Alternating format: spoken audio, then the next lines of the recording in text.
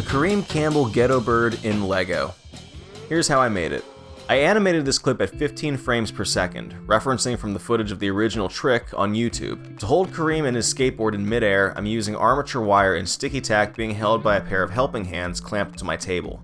The original clip is shot with a fisheye lens. Unfortunately, the widest prime lens that I have is a 28mm, so I'm gonna have to fake that digitally. I decided to shoot it in a wide lockdown master rather than attempt the lateral camera movement. Before I start, I make sure to get a blank frame of the background first. These are important, I'll explain why in a sec. I make sure to take one at the very start and one at the very end, just on the off chance that I bump the camera in the middle of the shot.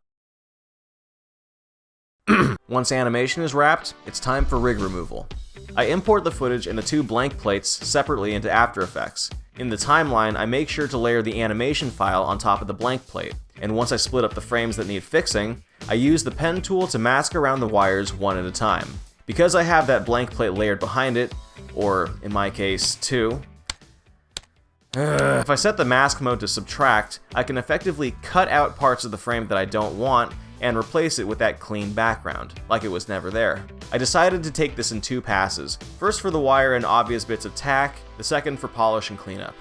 Uh-oh, I didn't pay attention to where I was putting my armature in these few frames and now it's interfering with the shadow. Can't stand for that, gonna have to do something about it. These first two frames I have to pretty much reconstruct from scratch. I create a new black solid and draw out a shape vaguely resembling what I think the shadow would look like with the pen tool, and then I mess around with the mask feather, expansion, and a bit of Gaussian blur until I get something that's passable. It's a 3-second clip and no one's gonna notice that. It's fine. On these last couple, I'm actually able to borrow shadow from one of the previous frames where it overlaps and get that to do a lot of the legwork for me. Now comes the fisheye. Because I shoot in raw 4K format, I'm able to get away with a lot of digital reframing in a 1080p container. First, I keyframe out the camera movement, and then I add a new adjustment layer and then apply CC lens to it. I adjust the settings to a desired look and make sure it fills out the frame. And lastly, what's a good fisheye without some vignetting? I create a new black solid, cut out a circular hole, and blur to desired effect. And just to get fancy, let's see if we can recreate some of that blue chromatic aberration in the corners. Duplicate the vignette layer, change it to a dark blue, make some minor adjustments to the mask and change the transfer mode to overlay. We now have a completed fisheye lens effect.